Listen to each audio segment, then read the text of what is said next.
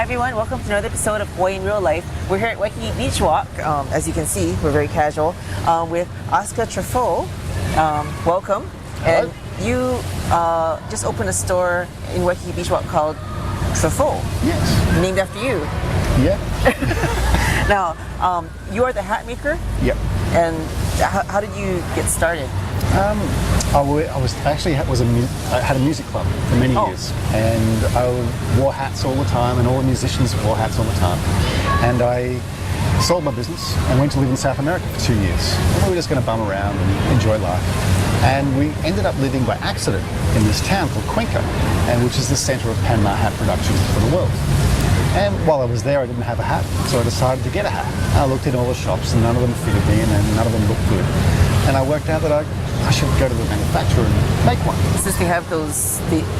So I walked in there, I met the son of the son of the son of the son of 7 generations of hat makers, and I said, man, this is what I want to make. And so we worked on it. It took a couple of weeks, and everything takes a long time.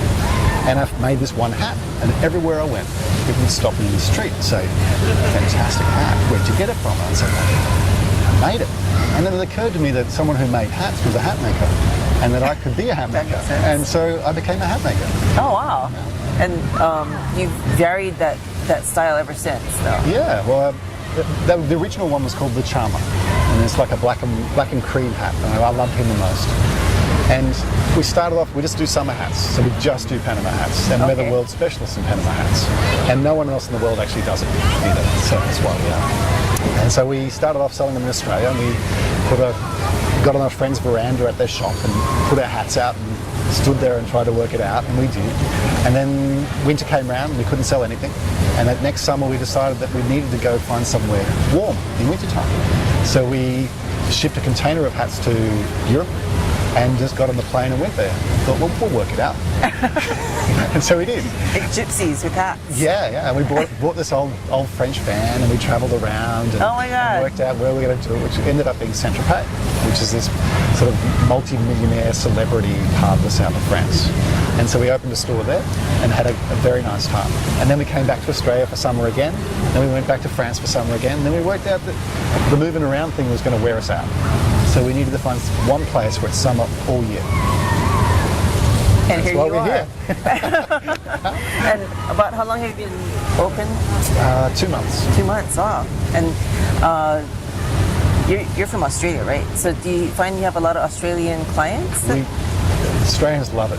We had more Australians. Some nights we have all Australians. Really? Yeah, it's weird. I don't know. Where do they come from? We don't even know where they come from. They all walk in and they go, g'day.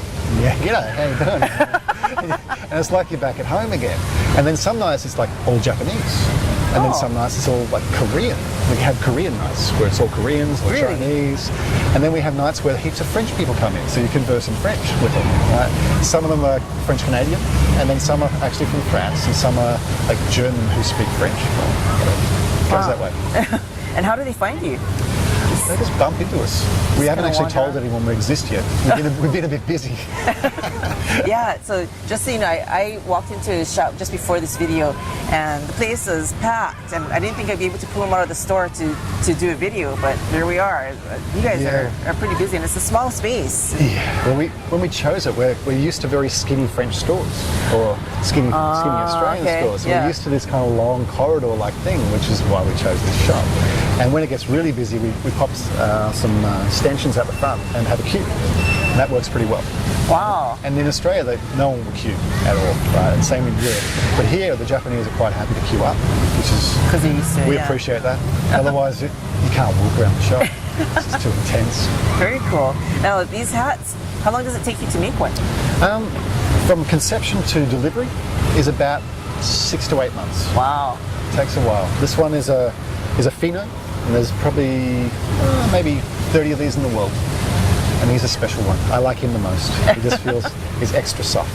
Are most of your hats like that, where it's limited edition? Yeah, all the hats are made for me. So I design the weaves, and then we shape them all by hand, and we block them as well. And it means that every single hat genuinely is original.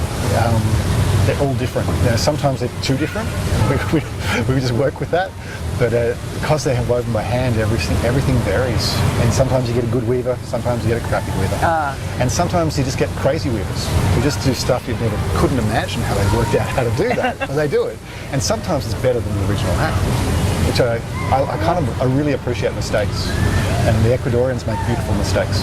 Neat. Now, did you always want to be a hat maker, or how? I never thought I'd be a hat maker. When you were growing up, what did you want to be? I wanted to be an inventor. So I kind of invent hats because they've been lost in our time. Like your parents didn't wear hats. My parents, my dad wore great big sort of Stetson hats, but hats passed from our generation. So the art of how to wear it and how to find it has been lost. So most of the people who come in here are like, help me, I don't know how to do it. We're like, yes, we can help you. And we really know our hats. Like there's one thing I know really, really well is my hats. And so when someone comes in, you grab it, you steam it, you shape it, and you tweak it, and you make it work for that person. And it's an art form we're evolving as we go. Nice. And we're the only people in the world who do it. That's how it works. So, your parents didn't wear hats? No. Did your grandparents wear hats? Well, I found out last year.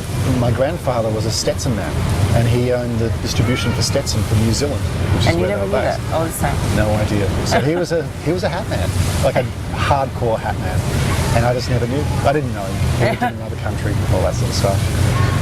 Yeah, funny how that happens. Yeah. So now you have to wonder: is it? What were you calling it? Nature or nurture? Yeah, nature or nurture. My mum's a psychologist, and her specialty was nature and nurture. She never shuts up. She thinks it's all nurtured, and I think that it's nature. You're just born with a hat fixation. No, I think there's something to it, because my grandmother, we have a lot of similarities that I also didn't. I mean, I knew my grandmother, but I didn't know what she did for a living. And what'd she do?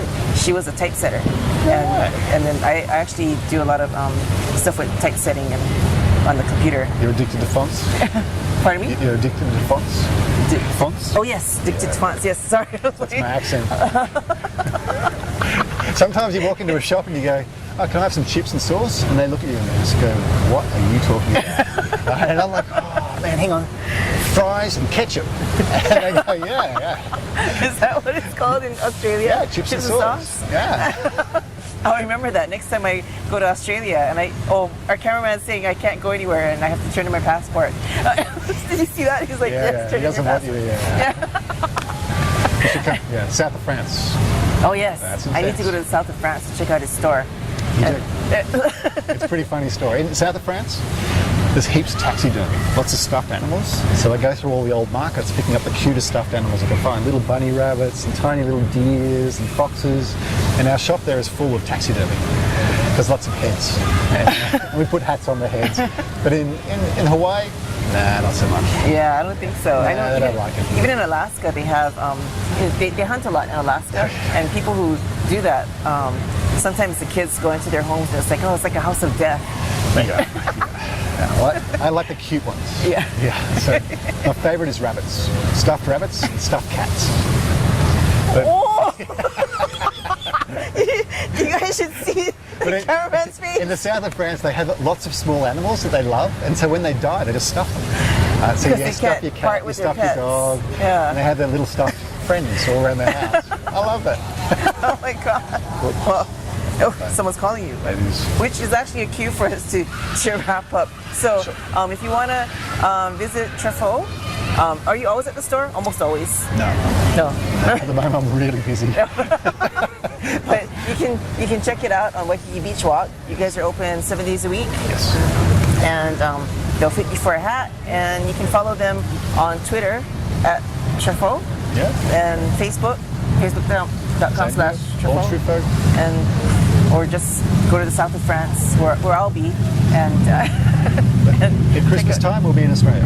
Oh, okay. Do that. Okay.